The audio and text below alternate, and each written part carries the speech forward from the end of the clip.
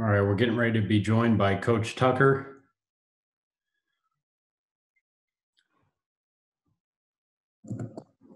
All right, we can hear you now. Coach, you want to start with an opening statement? Yeah, again, I want to thank you all for coming today, to our medical personnel, operations staff who continue to work to give us a chance to go out and play and practice and give us an opportunity to compete each week. Like I said before, it's we're building a football team, and it's a process. It's a process-driven culture, and as I mentioned earlier this week, we need to play complementary football, and we have to do it for 4 quarters. And it's crystal clear. It was crystal clear today. What we've been talking about and what we're striving for. In the first half, we played complementary football. We did offense, defense, and special teams. Guys playing hard. We had execution, and we were able to have success. Okay? In the second half, we did not do that. Okay, we weren't able to really do anything on offense. Defensively, we gave up plays. And then on special teams, we gave up a touchdown, which was a huge momentum play, and was a huge play in the game. And so, but like I told our players, when we went into this week and at the hotel before the game and in the locker room before the game, I told them, I said, listen, all we're asking you to do, all I want you to do is go out there and play as hard as you possibly can, be as physical as you possibly can, and trust your training and execute. And do it for 60 minutes, 4 quarters in the game. And play the next play and don't look at the scoreboard. That's what we're asking you to do, okay? And I felt like they played hard. But I told them, I said, but that's not a moral victory. It's not a moral victory, but it just goes to show you that, what we're capable of doing. And going into the game, I felt like we had a team that could win this game. At halftime, I felt like we had a team that could win the game. I felt good about our football team and about what we could do. And after the game, I felt the same way about this football team. I feel that we can do some good things and that we can win some games and that we have a bright future and that we continue to hammer the process, that we're going to get there and we're going to continue to recruit, like maniacs, to be able to improve and help our team, but it's very disappointed locker room, very disappointed coaching staff, but there's no lack of motivation right now. For us, we just need to figure out, hopefully we'll find out pretty soon who we play next so we can get ready. But and give Penn State credit. They're well coached. They have some good players, and they did what they needed to do in the second half to come back and to close the game out. So, my hat goes off to Coach Franklin, his staff, and their team. They beat us today. So with that, I'll open up for questions. Our first question is from Matt Charbonneau with the Detroit News. Mel, I'm wondering if emotionally a game like this is tougher to handle when for a half you play like you're the better team, you're kind of in control, and then you just can't sustain it in the second half. Is it tougher or more frustrating emotionally to have a game like that where you feel like it's all going right and then it just doesn't keep going? No, I mean it's frustrating anytime I wouldn't use the word frustration. It's disappointing. You can't really afford to get frustrated because frustrated doesn't really do anything for you. I mean, there's no production out of it. It's just more of, there's a disappointment of we didn't get it done and we know what we needed to do to get it done. But I've been doing this. This is my 24th year coaching. I've coached well over 300 games, and there's no such thing as a safe lead. especially in college football. We all know you got to play. You got to play for 60 minutes. You got to play for 4 quarters. And that was our mentality. At halftime, it's 0-0. We got to go out here and start fast. We talk about the 10 minutes to win, the 5 minutes before the half, okay, and the 5 minutes after the half. A lot of games are won and lost in that 10-minute span. And we really focused on that. In that 5 minutes before the half, we felt like we did some good things. The 5 minutes after the half, we didn't. Then, that was a big, huge factor in the game. But like I said, it doesn't take the win out of the sales. I mean, if you're a competitor, okay, you're just more motivated. You're more motivated. I mean, if you do some good things, you want to do more good things. So how do we do more good things? Well, we got to go back to work. So the motivation and the drive and the determination and the grit is there. And that's how, and those things is what's going to get our program turned in the direction it needs to go. We're trying to turn our program. One other quick thing offensively in the second, other than that first drive, you weren't really able to sustain drives. Could you notice anything from the sideline that was different in that second half? Was it execution, do you think? What changed in the second half to keep you from being able to sustain some of those drives? It was absolutely execution. From our standpoint, we see obviously, I think they were maybe a little more aggressive, but there was plays to be made, and we still made plays in the second half. We just weren't able to make them on a consistent basis. So give them credit. They played better. Penn State played better in the second half than we did. But you turn on the film, it's always execution. Very rarely do you just get overwhelmed by someone else's talent. I don't think it was that. But again, I got to pull out the laptop on the plane, and we got to take a look at it and see exactly what it was, and we got to see what we could do to help them, help our guys, and put them in better position. And then, like I told them in the locker room just now, and they got to do what they got to do as players, to internalize these things and figure out what they need to do, how we make these corrections, how we move forward, this week, to get better. And I really believe these guys are going to do that. I know this team a lot better than I knew them months ago when we started. Okay, and these guys they are coachable. They will listen and they will work. They will work. They take coaching. Okay, and that's what we need, and we'll figure out a way to get it done. Our next question will go to Chris Solari with the Detroit Free Press. Mel, I know without having seen the tape yet, I wondered if you could assess Peyton's day, kind of the two-half performance there, and what his week was like, and what Rocky's status is at this point. Yeah, I really need to see the tape before I can start to really just, break down the quarterback's, performance, because there's so many things that go into, a play, especially in the passing game, in terms of the protection, what coverage, do we run the proper route, do you read it out correctly, all those types of things, but I can tell you that he was poised, and that he seemed to be, he wasn't rattled, and he was into the game, and he was aware, the entire game, start to finish. Even when we started slow, he was still, he was there, and that's good to see. He had a good look in his eye, and he was into the game. Rocky, he'll be ready when he's ready.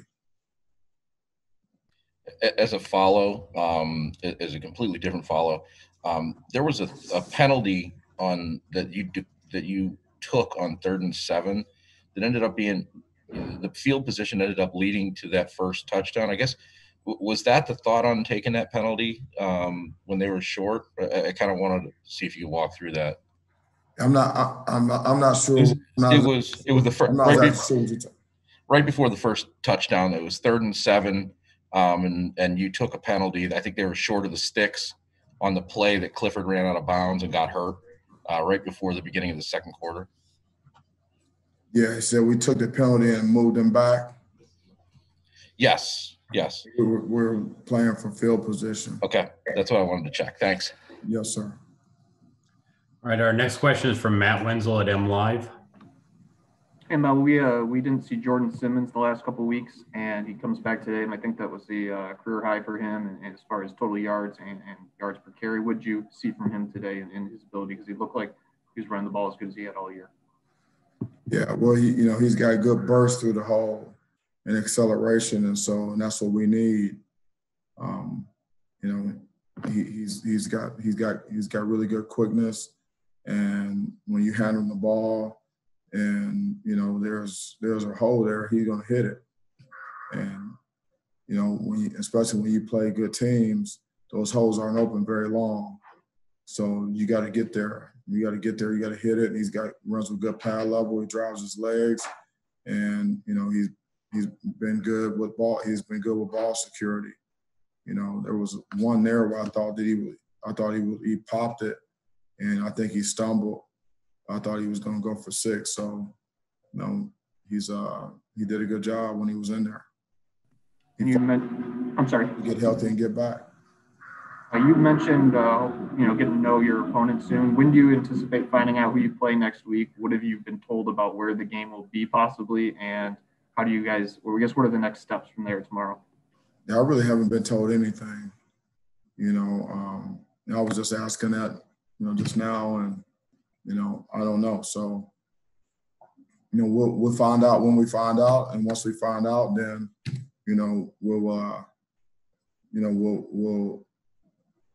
there's a process of, in terms of quality control and things like that, and in preparation. So, we'll be on the phone today, and I'll be asking a lot of questions. We'll be making some calls, and we might not be able to narrow it down. We might not know tonight, but we might be able to narrow it down to, a couple 3 or 4 teams, and then we have staff that we can just start working to break down those games and be in position to do that.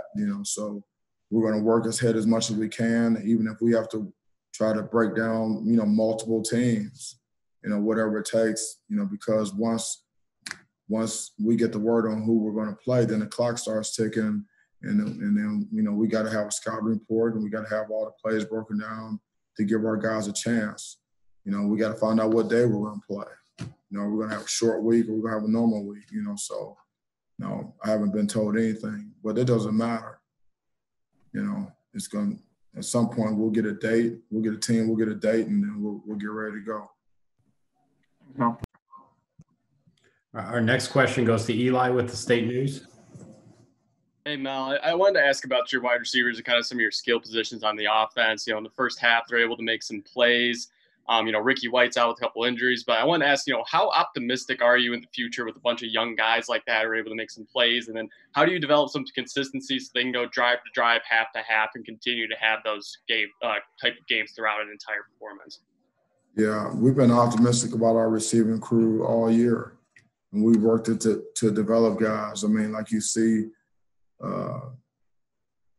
Big Morgan, showed up today.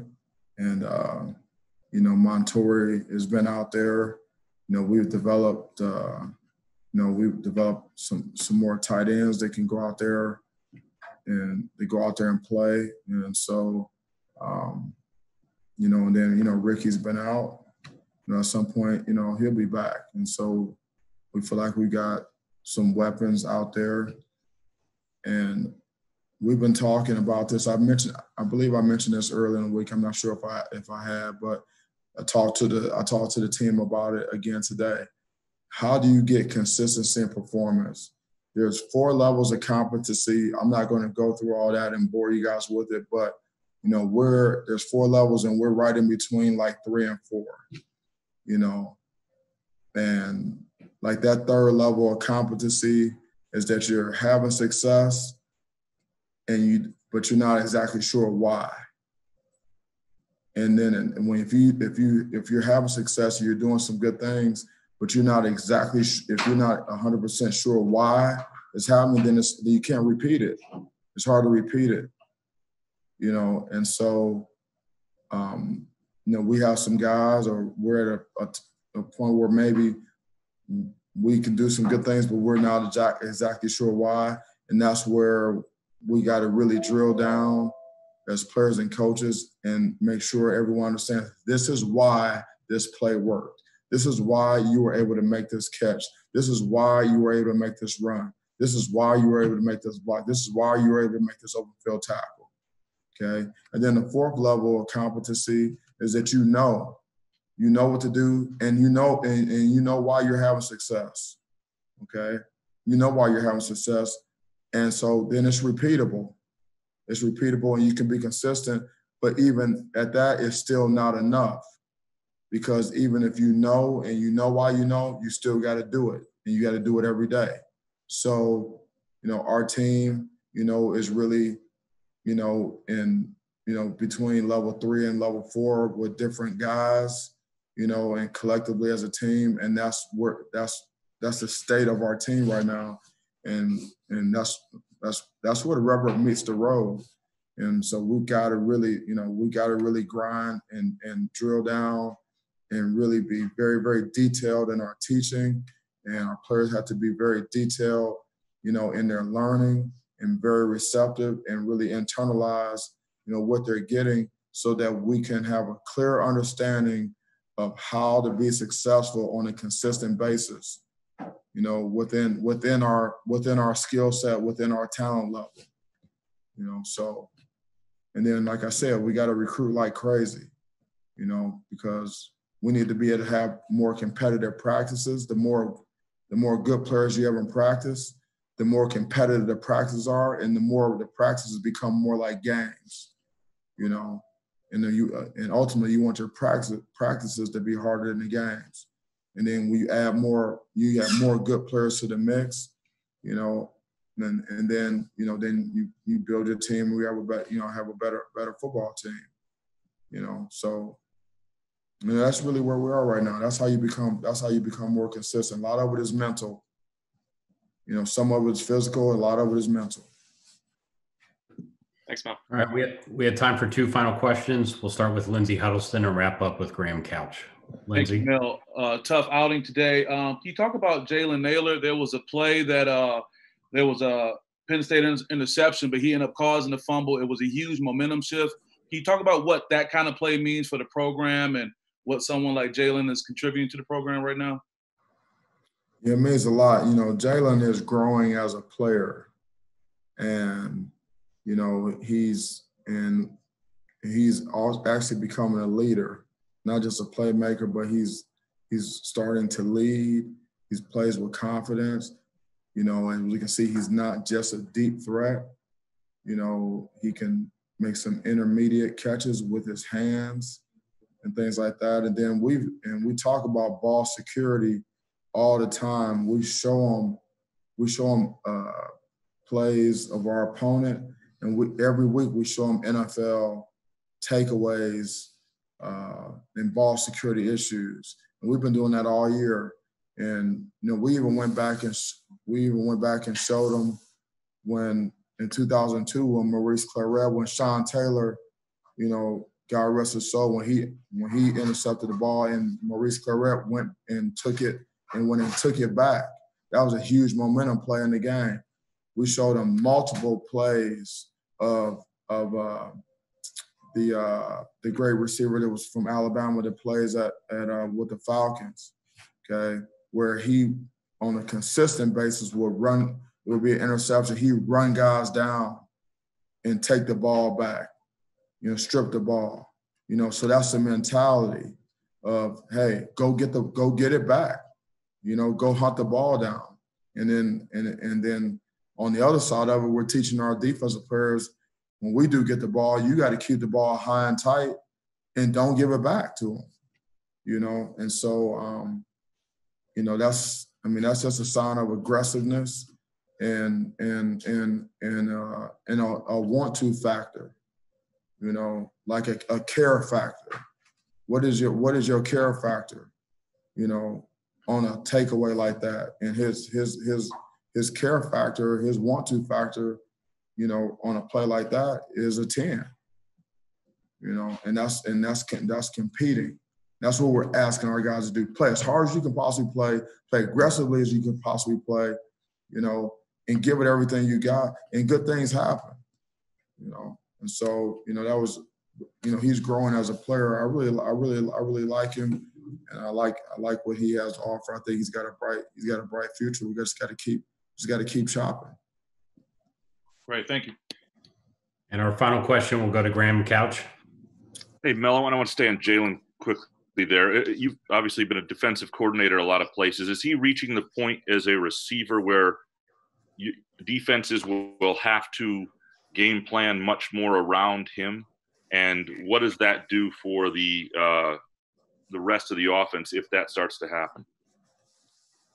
Yeah, I mean, I don't know what some of these guys defensively, what they're thinking or how they see him as a player. I know when I talked to him during the game, you know, he said that he was getting a lot of soft coverage, you know, and so we were able to hit him underneath, you know, and then he was able to catch the ball, tight turn, you know, get some yards after the catch and things like that. He's got to be able to do that. He's got to be able to work underneath.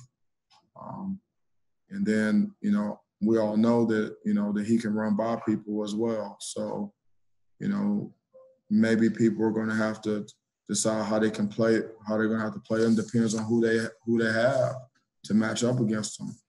You know, if they got a first-round pick guy lined up over them, maybe they feel like they can handle him one-on-one, or they can play him however they want to play him. If they don't, they may feel like they have to do something else. It depends on who else we got on the field with them as well. You know. I want to ask you also quickly about Peyton and what you were thinking with that offense as it was rolling there in the late first, second quarter. And you haven't seen your offense go like that for a bit. What's going through your mind when you're seeing it click for the first time in weeks? Same thing as seeing practice. There's nothing that happens on the field that we don't see in practice. Even when Rocky was in there, I mean, there's no surprises. Even with like Trayvon, you know, I told, you know, the past couple of weeks he's been coming on. I said, hey, we're gonna put. I asked him last night. I said, we're gonna put Harold Carmichael in the game, and they're like, everybody's like, yeah, coach, we're gonna put Harold Carmichael in the game, and the reason why is because he had done some things in practice and he had his opportunity, you know. So, you know, the plays that we run in practice and are successful are the plays that we decide to run in the game. If those plays don't look good in practice, we don't call them, you know. So, you know, it's about execution, taking it from the meeting room to the practice field and taking it to the game. Like I tell guys, 2 + 2 is 4. It's not going to change. So if we got competitive practices and they're giving us the same looks in practice, in the games that they're giving us in practice, and why should it change? You know, play. Have you seen those sort of things in practice from Peyton before this past week, like earlier in the season? That sort of stretch of play and rhythm? Yeah, he's improved and he's done some good things, you know, and like we had a competition for the spot, you know, and he's continued to get better and he's a competitor, you know, and so I wasn't surprised by anything that I saw out of him today, you know.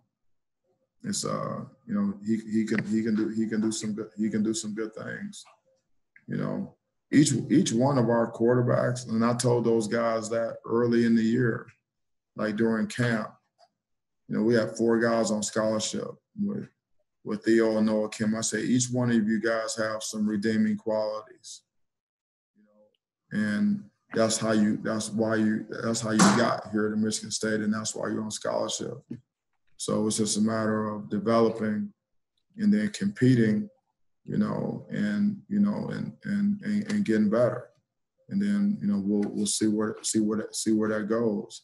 And I told them we need everyone, and so they all compete. They all want to play. You can only play one guy at a time. But, to Peyton's credit, he's continued to work, hard, to get to the point where he can go into the game and he can execute. And he got into a game earlier this year, and did a couple things that were decent. And I thought that he's progressed since then. He's developed since then. And Theo was the next man up today, and then Noah was behind him. So guys have to continue to take coaching, practice, compete, get better, because you never know when your opportunity is going to come. When your opportunity comes, then you want to be ready. You want to be ready to come through and get the job done. Now we didn't win today. Okay, we didn't win today. So there are some bright spots, but as a football team, we didn't get it done. So it wasn't good enough in any offense, defense, or special teams. It was just not good enough. Period. So we all need to get better. All right, Coach. That's all the questions we have for you today. Thanks for your time. Yeah, thank you. Thanks for showing up. I appreciate you guys' questions. I appreciate your interest. Get our message out to our fans, and we'll figure out who we're going to play. We'll get back to work. Thank you so much. Go Green.